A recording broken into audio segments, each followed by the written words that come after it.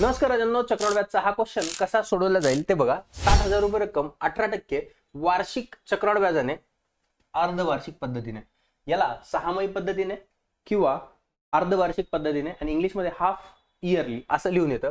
अर्धवार्षिक पद्धतीने असेल रेटला अर्ध करा आणि टाइमला दुप्पट करा. हा रूल लक्षात ठेवा.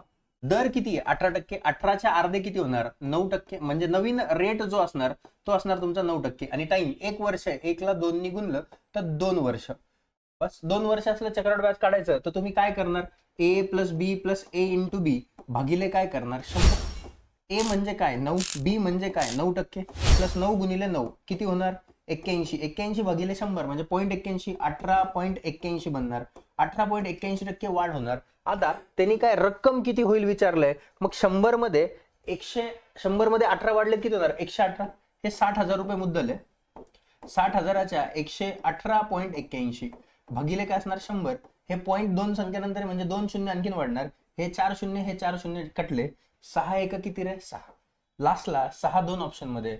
नंतर 6 एक 6 हातचा काही झाला. 6 8 48 म्हणजे 8 येणार. 86 पाहिजे लास्टला. एकाच ऑप्शन मध्ये लास्टला 86 ते त्याचं उत्तर आहे. संपला विषय. असे क्वेश्चन बघण्यासाठी चॅनलवरती नवीन असाल तर चॅनलला लाईक शेअर आणि सबस्क्राईब करायला विसरू नका. धन्यवाद.